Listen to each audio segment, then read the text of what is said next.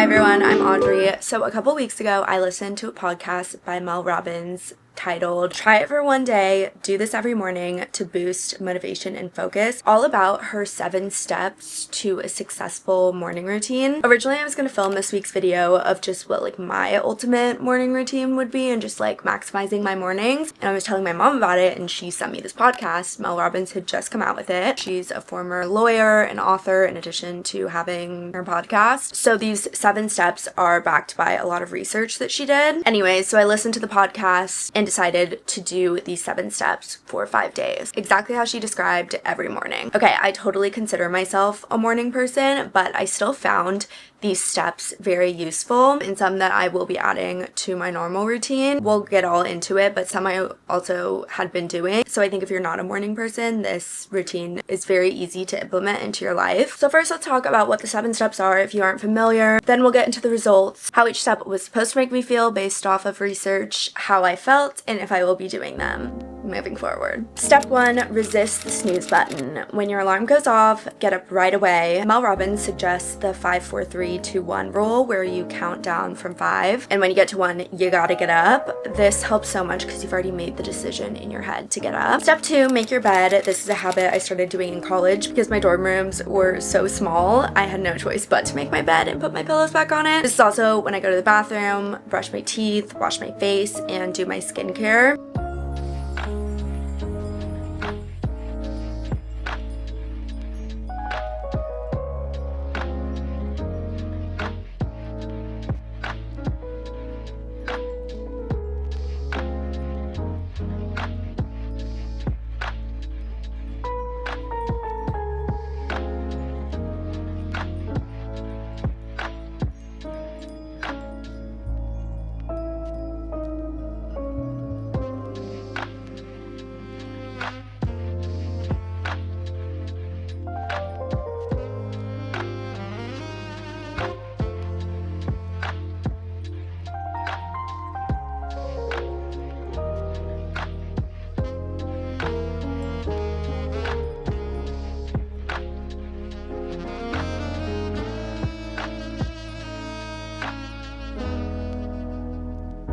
So doing all that before, in my opinion, the weirdest step number 3, give yourself a high 5. Yes, we'll get into it, but Mel Robbins literally wrote an entire book on it, so I'll do it, okay? For hydration before caffeination, drink a glass of water and wait at least an hour before drinking coffee or any form of caffeine. Lots of research behind this. For this routine, I was mixing up fiber and electrolytes I'm trying to put into my routine anyways, and started each morning off with that.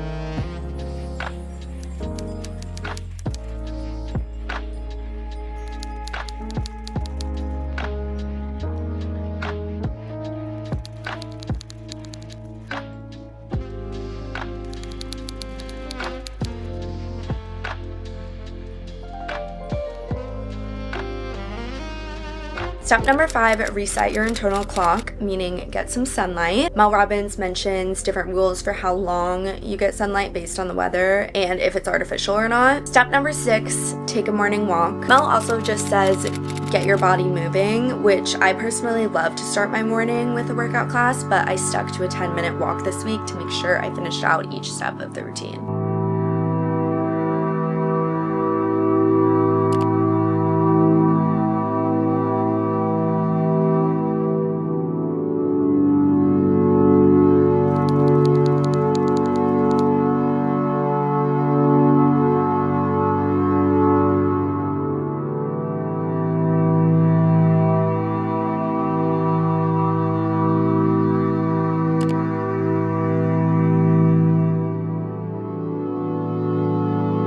And then finally, step 7, do what Mel calls the Hot 15.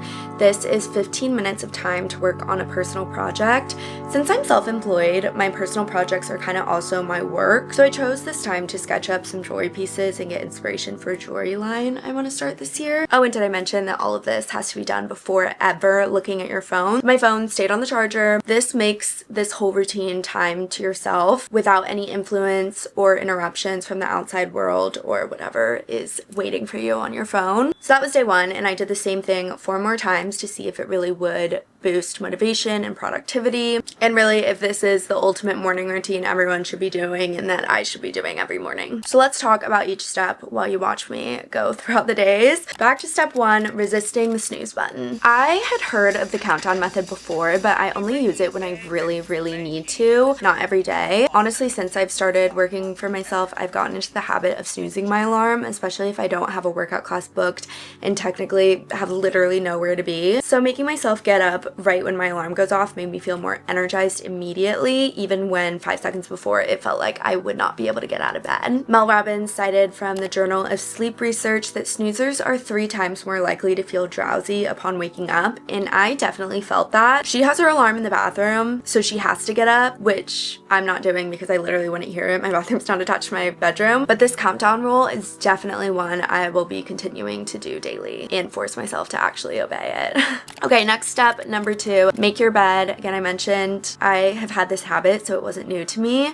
There are great reasons to make your bed in the morning. Number 1 for me, so you don't get back in it because it's literally made, and it makes your room feel clean. It's a little gift to yourself at night when you crawl into bed, and it's just a great way to start a productive day. You've already completed one thing. At one point, I'm technically unmaking my bed to wash my sheets and comforter, but it's still productive, if not more productive, so I'm counting it. Okay, this next step, number 3, it's the only step that felt really weird and that I wasn't getting like immediate results from. So I don't know if I'll be motivated to continue high-fiving myself in the mirror every morning. Mel Robbins cites a study from Applied Psychophysiology and Biofeedback about the impact of high fives and how it affected a basketball team's performance. Doing something new and as positive as a high five builds neural pathways in your brain, but again, not something that I would like see results from. So I believe that it's good for you, but it's, again, hard for me to find the motivation to make this a habit.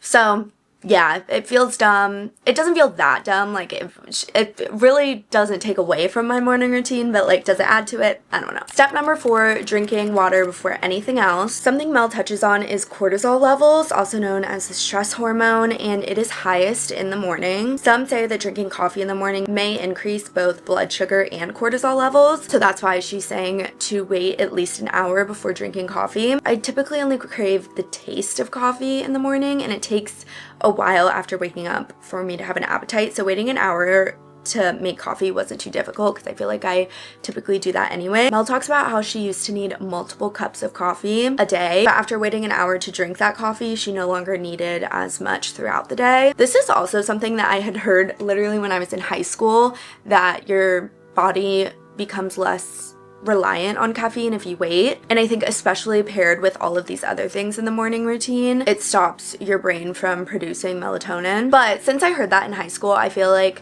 that also maybe was always in the back of my mind and the reason why I don't have the habit of drinking coffee right when I wake up. So I liked drinking my water concoction in the morning, and I usually am a person thirsty for water in the morning. I love to drink water, so that also helps. I'm drinking Water Boy. It's my favorite electrolyte powder because it's not too sweet and it has a little saltiness I like, plus the ingredients are so good. Okay, step number 5, to reset your internal clock by having sunlight exposure. My Hatch alarm clock that you've seen in the videos already helps this by slowly lighting up my room before my alarm goes off to mimic the sunrise, making it so much easier to wake up. I've talked about my Hatch alarm clock before. This will change your sleep game if you have a dark room or you wake up before the sun rises. I've been using it for almost 3 years now, and I've noticed a huge difference of how much easier it is for me to wake up to my alarm. But outside of that, Mel suggests the 5, 10, 20 rule for this one. I know a lot of rules with numbers, but this is the amount of time you should expose yourself to outside light depending on the weather. So if it's sunny, 5 minutes, if it's cloudy, 10 minutes, and then if it's like rainy and like really dark, 20 minutes. So this is to get the maximum benefits, but it didn't sound like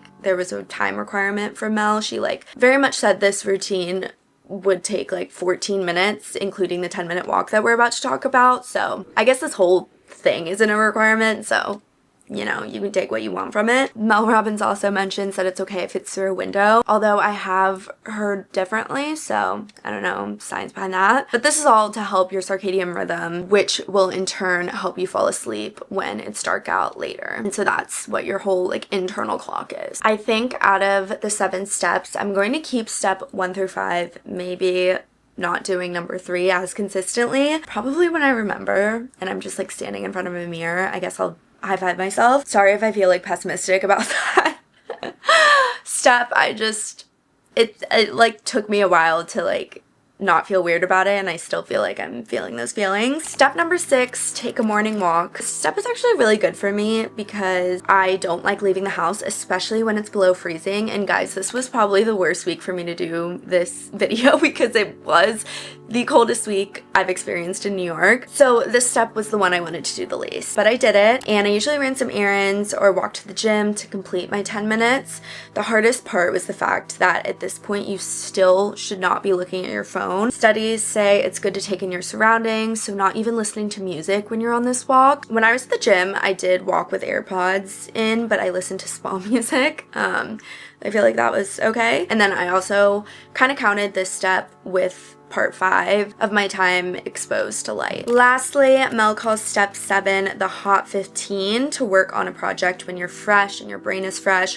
I agree with Mel that my brain feels the best and I feel like I think the best in the morning, so this was great. I talked about the jewelry sketches I worked on, but I also like to sit in the red light therapy room at my gym if I was walking there to meditate and just to take some time to myself. Okay, so then step 6 and 7 honestly felt like a disruption in my normal morning routine. I feel like I would have felt more productive and more, I don't know, maybe in control of my day if I wasn't rushing out of the house and getting ready and walking into the cold for 10 minutes just because like that.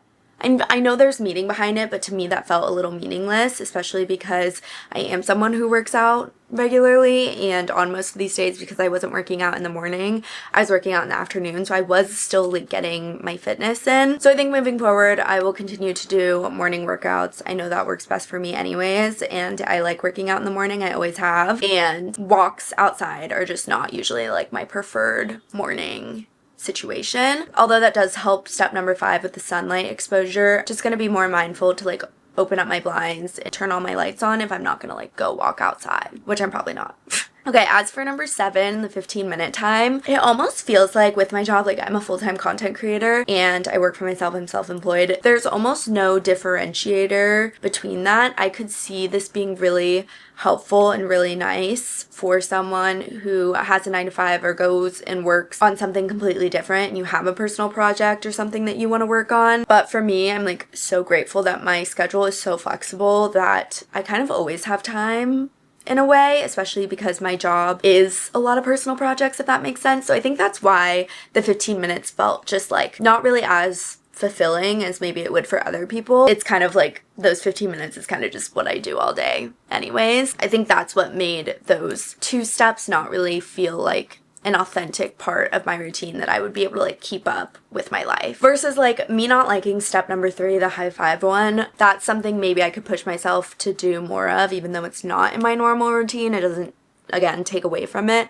Versus 6 and 7 just like kind of felt like it was taking away. And that was the week of me doing Mel Robbins morning routine. Overall, this video was really fun to make and try out for you guys. Let me know if there's any other morning routines you want me to try. I think eventually I will make a video implementing all the things that I have been wanting to do in my morning routine just to elevate it and make it better. Like skincare stuff and just maybe more like health and wellness stuff, especially since I have like the basics down. Maybe stay tuned for that in the future if y'all liked this video. Would love to make more. I listed links to the podcast and some of the sources below in the description, and then also there's my Instagram, TikTok, blog. Go follow me, follow along with my life. I'd also love if you subscribed if you aren't already. Like this video for me. Let me know if there's any steps you're gonna try to implement into your morning routine. Thanks so much for watching, and I will see y'all in my next video. Bye!